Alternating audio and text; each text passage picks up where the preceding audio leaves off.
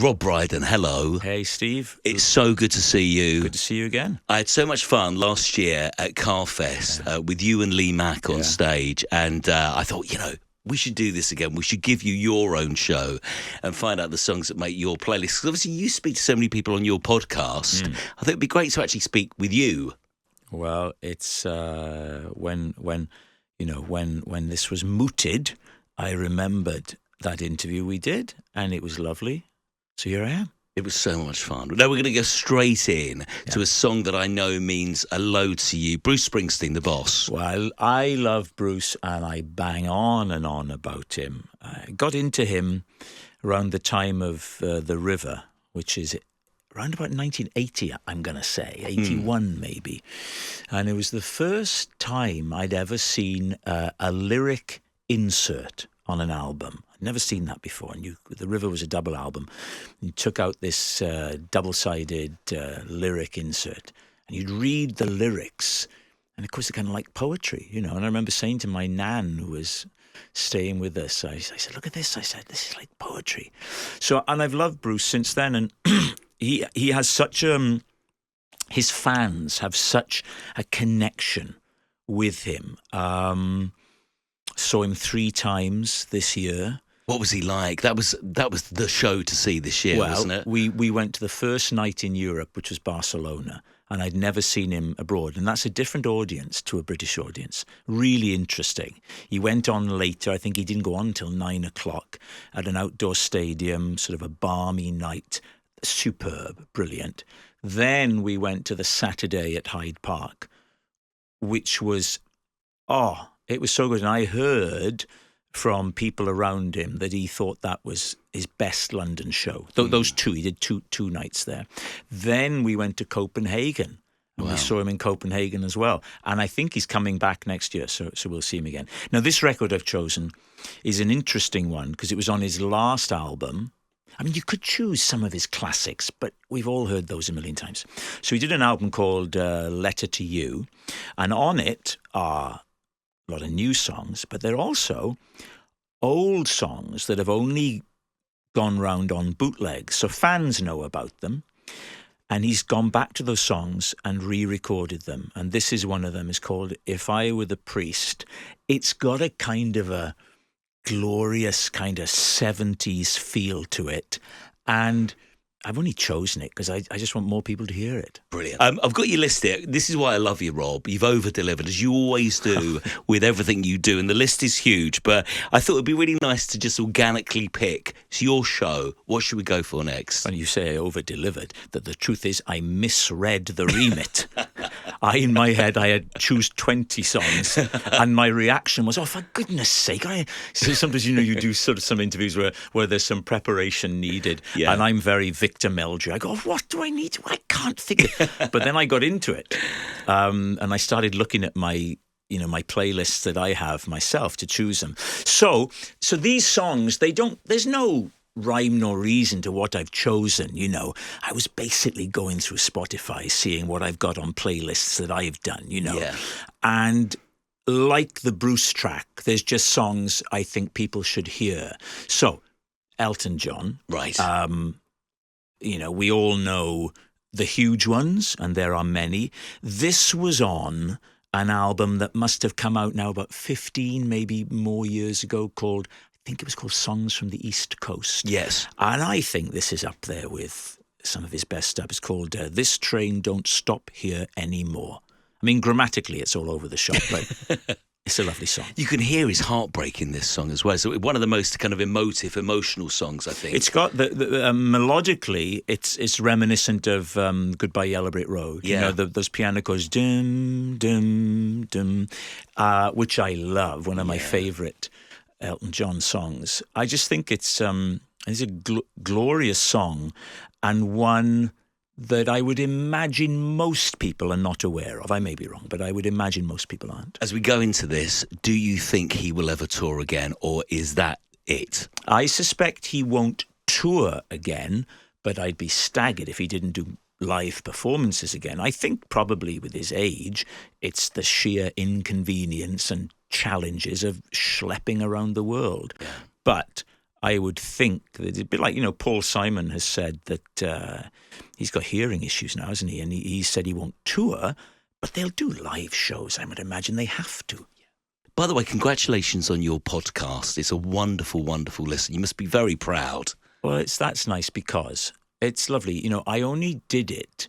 It wasn't my idea. A friend who's a producer got in touch over lockdown and said, have you ever thought of having a YouTube channel? That's how it began. I said, well, of course I haven't. Why would I do that?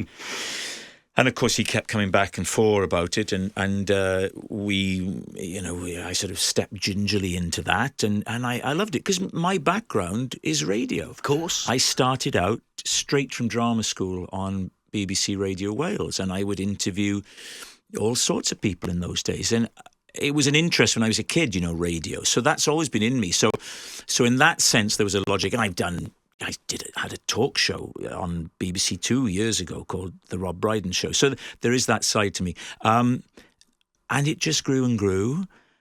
And I must say that it's when people come up to me, I'm never quite sure what they're going to say. Some say, oh, I love Gavin and Stacey, The Trip, or Would I Lie to You, I do get a particular thrill when someone says they like the podcast because it means they found it. Because we don't really trumpet it. And also, there are no gimmicks in it. A lot of podcasts have where we ask everybody what's their favourite piece of cutlery, right? So you may go, oh, I love that cutlery podcast, Yeah. or tell us about your best camping. Oh, I love all that. Mine really is literally just talking to talented, creative people. Yeah. So, and I've been, when I was touring in New Zealand earlier this year, and I was in a clothes shop one day in Wellington, a lovely woman behind the counter said, oh, can I just say, I can't really do the accent, I love your podcast.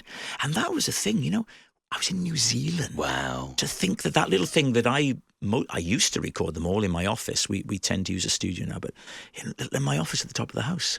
And then that went out. Yeah, it's amazing, isn't it? Into the world. And you do it so well. It's a lovely listen. And as soon as I get to the end of one, I immediately want to stay and listen to another. Wow. And that's got to be the recipe of, a great communicator, which well, I love though. I mean, I like the podcasts that have a form like Off Menu or Table Manners. I love the one that Alistair Campbell and Rory Stewart do. I really love this. It's the great thing with the podcast, I think, is that it does feel like you're hooking up with a friend. You really go, oh yeah, you're my mates, But a lot of the ones I like are just conversations. So Alec Baldwin's Here's the Thing, and that's just Alec Baldwin with his, oh, I'm Alec Baldwin. You're listening to Here's the Thing. For Steve Denyer, radio was always a dream, but growing up in the United Kingdom, he never thought it would be a reality. And then he'll hard cut into, so there I was, and he said to me, do you want a job? So I love that kind of thing. So, by the way, this squeaky chair, It's right? This isn't a radio studio. Your chair has got a personality of its own. Yeah, and it's not happy. Tell me, which song should we play next? Well, look, on we've your got this playlist? whole list, and I'm going to have to choose, and I don't know. This is really difficult. Well, why don't we? I tell you what we're going to choose. Here's a song by a singer-songwriter who's a friend of mine, and it's the penultimate one here. And I want people to hear this because I want people to hear Martin Joseph, who is a glorious singer-songwriter, who I think, and now Martin plays all over the world. Martin tours Europe, Martin tours America. But again, I'd love more people to know about him. Now, if you go onto the YouTube channel, I do a lovely interview with him where he plays live. Okay. He put an album out a few years ago called, I think it's called 1965. Beautiful songs on there. And this may be my favourite. It's so evocative. Just take a minute now to listen to this, right? Listen to the words. He's thinking back to when he was a kid. It's called Felt So Much. You're a real music lover, aren't you? Yeah. I noticed you put, and I hope you don't mind me mentioning this, but Sam Fender. Yeah. And this is one of the more kind of like recurrent songs on the list. I'm a huge fan of his. Are you? Yeah. I love him. And this is me, almost being current, because most of these names here are they're old. They're people from my past. But Sam Fender is one of these people performing now who I really like. He's a big Bruce fan, and you can hear a lot of Bruce in his music. My 12-year-old loves him, so we have that in common. Should I mention this?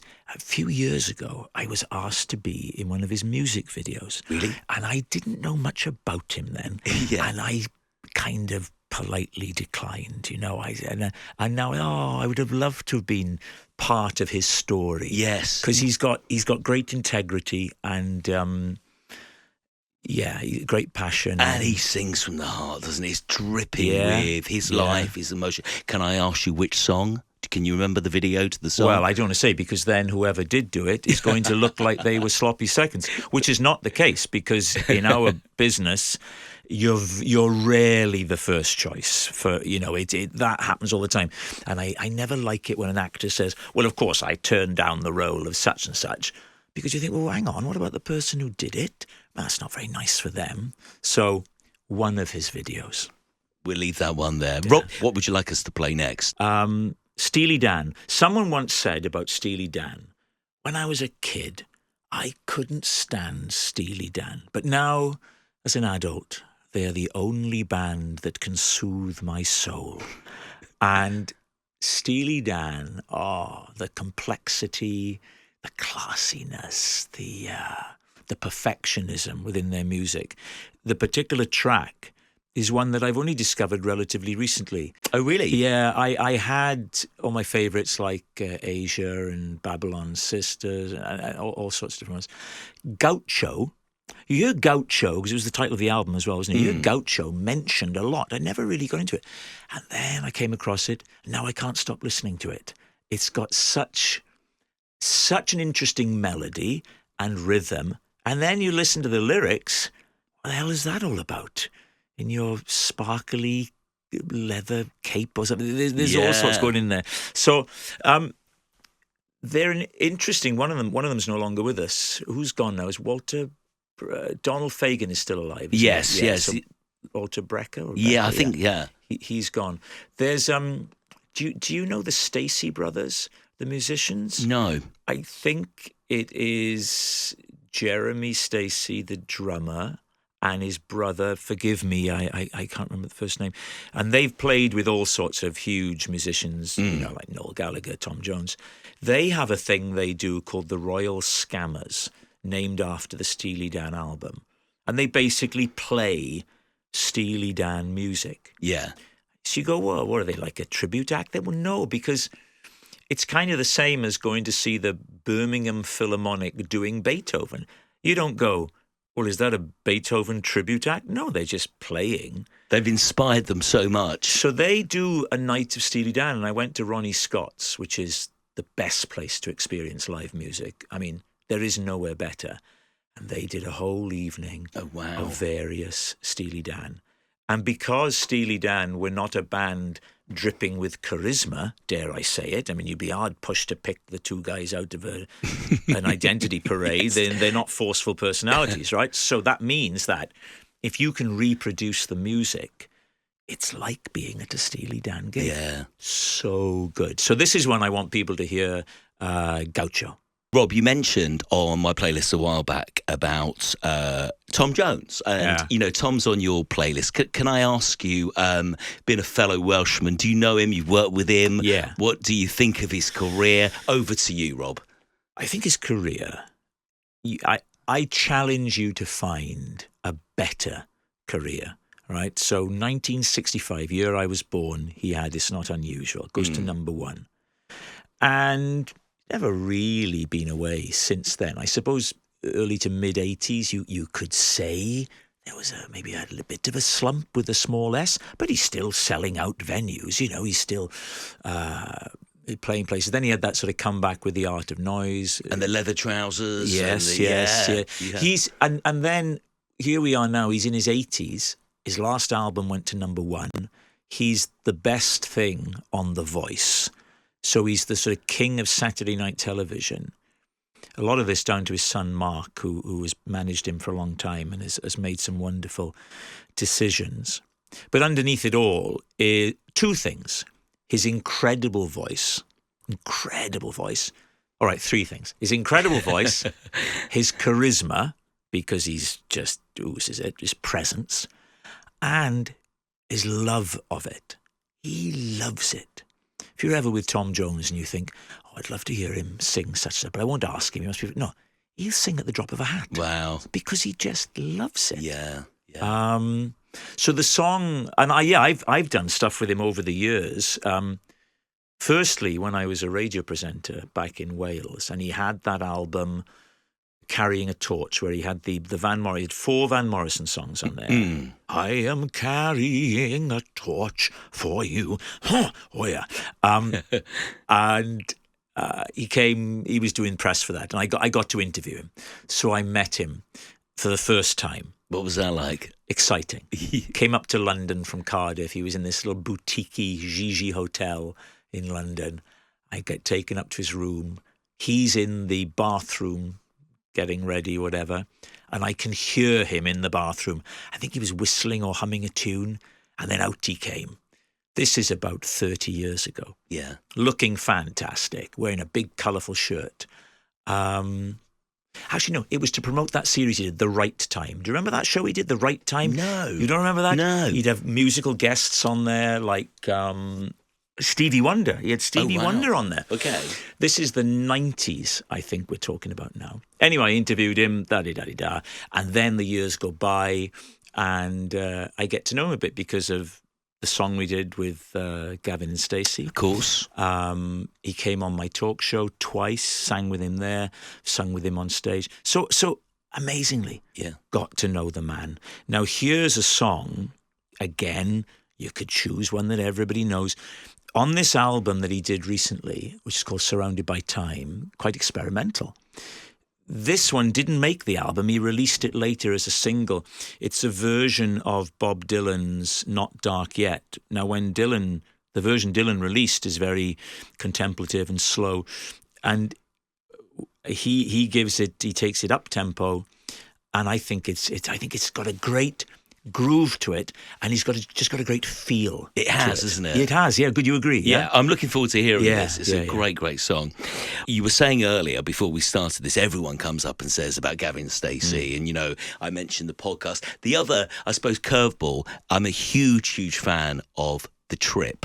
We spoke about this at Carfest. The question that I asked you in front of the audience there, who loved you, and they were lapping up every single, impression and funny answer you gave. How much was The Trip just kind of, how much of it was scripted, and how much of it was you and Steve having a great laugh and just doing what comes naturally?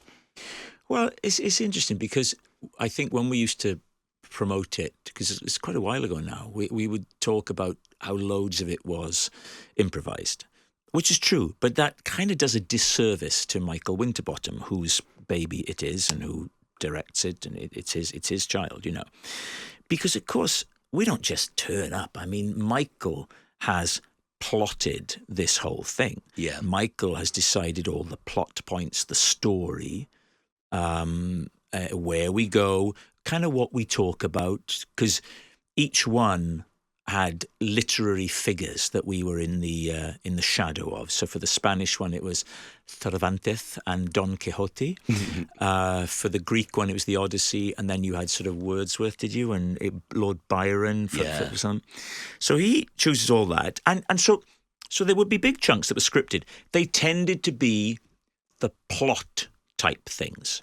So all the bits that people quote, the riffing back and forth, Steve and I would make those up, but often from Michael's prompting. And so, yes, a lot of fun, but at the same time, it's a performance, it's you're looking for a comic dynamic, you need conflict. Sometimes gets compared to Bob and Paul's Gone Fishing, and I think I don't think that really bears analysis, because that is just two guys essentially being themselves. And in each episode of that, and I love the show, that there'll be a little bit of comic invention between them, which is delightful. Paul will do one of his characters, and you go, oh yeah, do more of that. Yeah. Whereas ours, ours is a construct, because the things that happen in it are not really happening. Mm. And we're always looking for conflict to argue with each other. And people always say, well, is that your real relationship with him? No, not at all. What is your relationship with him? Well, I'll give you an example. That in it, Michael is always encouraging me to try and undermine Steve and to sort of mock him. But the truth is, when I'm with Steve, I'm basically saying, what have you, because he's doing he travels, he does all these interesting things, always striving, what have you been up to? I want to hear what he's been doing. And he will tell me. And we would never sit there doing impressions to each other. Right, and right. It just wouldn't happen, So it's very different in that sense. Great fun. When I think back on it, it's remarkable, because one of the things that made it so great is that it was shot in sequence.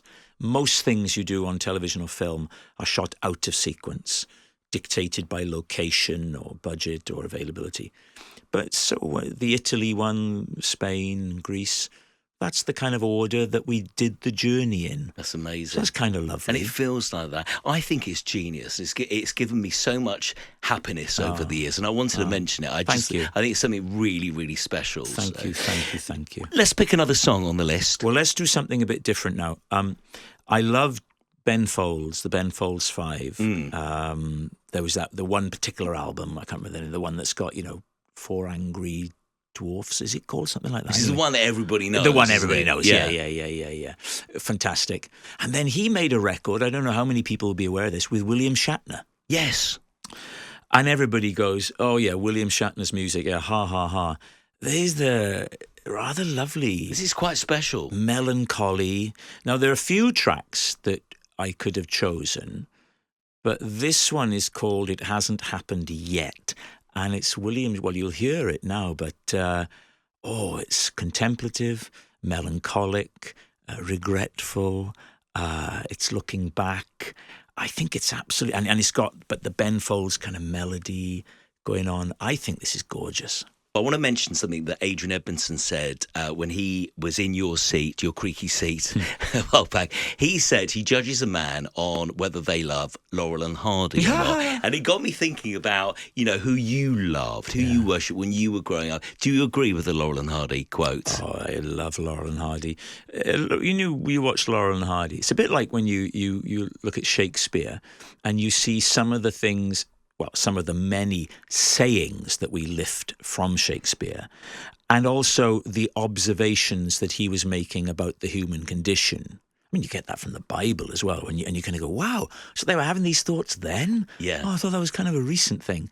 And with Laurel and Hardy, in terms of comic dynamics, they're kind of the blueprint, and I adore Laurel and Hardy, absolutely adore them. I mean, I suppose certainly you see their influence everywhere, but you see it in. I had Ashley Jensen on my podcast, and I was talking about how in Extras, she and Ricky, there's a Laurel and Hardy kind of relationship there. I know he's a big fan. In terms of who made me laugh, so many people, so many different styles as well, and I find now that we're always encouraged now, aren't we, to be rather binary and to say, I love this and I hate this. Yes, so polarising, isn't it? Now, I've never been that sort of person. An example would be, I really like Stewart Lee's material and Stewart's delivery. I think he's very special. I also really like Michael McIntyre. Yeah. I think Michael, it doesn't need any sympathy from anyone. The man is massive. But he does get his share of criticism. Well, to which I would say, go and do what he does. See how it goes. Oh, he's just making observations. Okay, well, go and make them. Go and make some of those observations. Yes. Just see how it goes. Because he's Michael, in his own way, in a different way to Stewart, is a true comedian. He's always looking for the funny. Always, with all that he's achieved, with all that he's got.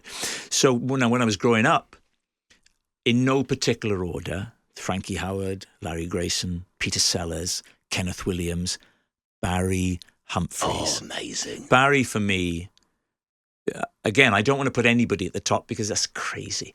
But he's up there. If anybody's up there, he is. Yeah. It inspired me so much. And then I got to know him, become a friend, properly a friend. You'd hang out, you'd do things together, you'd phone each other. Just unbelievable. Was he as inspiration as I would hope? Because I'm a huge fan of his work. He didn't disappoint. He was a huge man. He was a great man. We don't get so much of that these days. I think partly because people are so exposed. I think it's very hard now to project. I think maybe some of the figures of the past, had they been subject to the scrutiny that people are subject to today, it might have been harder to present a certain image. But Barry, from his dress sense, when Barry arrived, he was always dressed flamboyantly with a small F. He'd have a hat, the scarf, the long coat.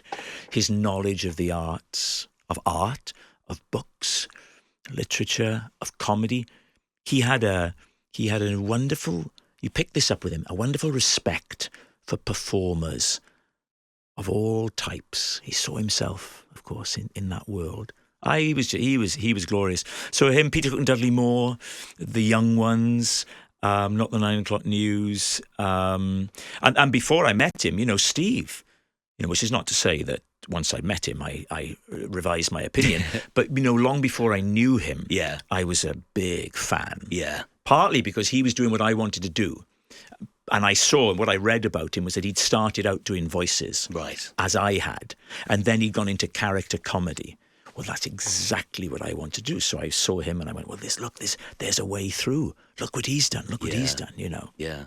Rob, go on. It's your playlist. Well, what are we going to... I mean, I've got all these songs down here, and I suppose I'm thinking to myself, well, what do I want people to listen to? Yeah. Why don't we go, here's a later period Rod Stewart. Now, there's another performer who, in a way, his image... You could say this about Tom Jones.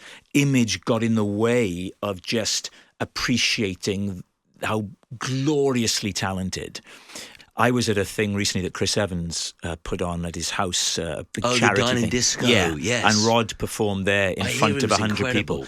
His voice was beautiful. Yeah. And because he was playing to just 100 people in a little tent in the garden, you could see on his face how much he was getting out of it. And I was lucky enough to spend a bit of time with him afterwards. He couldn't have been more charming. So I've liked Rod for years and years and years. He put an album out a few years ago now called Time, and some lovely songs in there. That was the album where he came back to starting to write again. Yeah. And now the standout track would be Brighton Beach, but that's not the one I want to play. I've chosen this more up-tempo song called Can't Stop Me Now, and it's him looking back at his early days, and it really chimed with me. There's a line in it I want you to look out for. It goes, I hope I can remember this. He goes, I stood up straight and sang for the record company man. My enthusiasm filled the room. I was young and I was keen. And then he gets the guy who goes, we can't sign you, son. We can't sign you, son. It's your clothes, it's your hair, it's your nose, right? Wow. So all the reasons they wouldn't sign. And then this is the bit. He says, thank you, gentlemen, for that opportunity, right? Now move on down the road. Brilliant. He says, because you can't stop me now. My time is coming. I'm going to... And I want to ask him, if I ever get him, I'm hoping to get him on my podcast, and I want to say to him, you can't stop me now. Thank you for the opportunity. You move on down the road, because I'm gonna make you smile. I'm going to make you proud. I'm going to do it.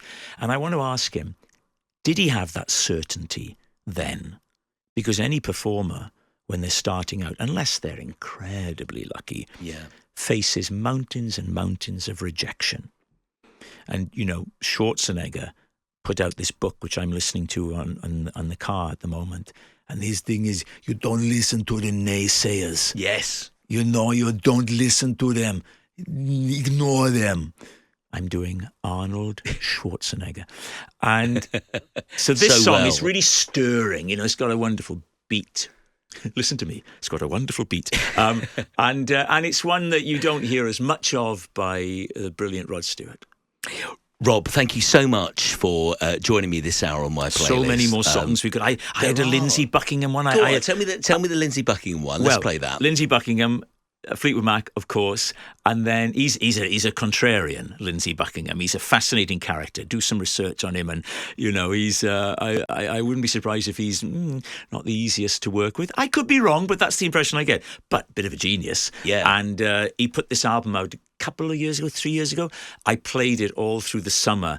It sounds like Fleetwood Mac, of course. Are lots of the songs about what happened? Yeah, in there's one song on it called Swan Song, which I think is about Stevie Nicks refusing to perform with him. Yes. And he's going, is this really going to be our swan song? He talks about the Queen in her castle, isolated, something like that. But the one, rhythmically, if you ever see him, go on YouTube and look for him playing Big Love live. Right. What he does on the guitar is amazing. But this one gets inside your head. It's like an earworm. It's called On the Wrong Side. And I drove my kids crazy a few summers ago playing this every time we were in the car. This is very naughty. Rob Brydon's here on my place. Should we do one more, Rob? Come on. I'm loving this. I want to extend it for 2 hours. I know you'll never forgive me, so come on. One more. But just before you pick the last one, please tell me, very excited that you're going back on tour in the new year. Oh, listen, we don't need to plug anything. I'm on tour, robbrydon.live. There we are. Perfect. Now, let's have two of my favourite people, James Taylor, I adore. Yes. And Mark Knopfler, right? Yeah. And this is Sailing to Philadelphia. And I've got a very brief James Taylor story, a slightly longer Mark Knopfler one. I was asked to present an award at the Radio 2 Folk Awards, I don't know how many years ago now. And I went because James Taylor was going to be there. Yeah. And I was hoping I was going to meet him. But the way it was timed, he's up on stage singing Carolina in My Mind as I'm in the wings waiting to present to somebody else. Oh, I'm not going to get to meet him. Yeah. So he finishes. So I'm watching him from the wings. That was a thrill. Then I go out to present my award. And as I'm doing it, he's going back to his seat. So I thought, I'm going to go for it. So I start to kind of roast him a bit and make fun of him, say, oh, come on, will you please sit down? And bless him, he kind of went along with it. And I said something like, Carolina in My Mind, couldn't we have had something a little more obscure? Haven't we heard that enough? And then he took it in the spirit. What was he like? He was lovely. He's lovely. And we met afterwards with photos and all that kind of stuff. Now, Mark Knopfler, right, Dire Straits. So someone of my age, Dire Straits were massive when I was a teenager and a young adult. And I loved them. Years and years later, the Artists Benevolent Fund is a charity for former performers, who maybe have hit hard times. Robert Lindsay got me involved. So Robert and I did a sketch at their dinner where we come on and I think we're doing an Everly Brothers song, and then Mark Knopfler walks on stage and starts telling us we're doing it wrong. So prompting the line at one point, who do you think you are? Mark Knopfler, right? Yes. So we have to rehearse for it. So Bob and I go to Mark Knopfler's studio around Chiswick. Wow.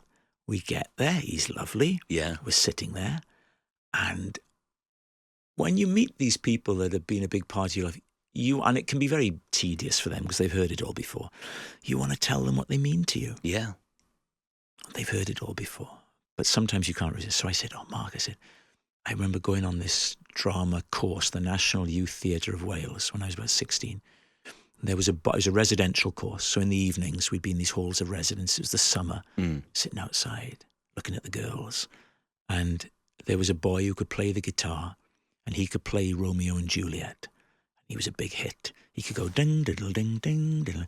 And he said, oh, well, Rob, he said, that was the tuning on that was quite interesting because, and he gets the guitar and he's retuning the guitar. Now, I secretly press my phone to record.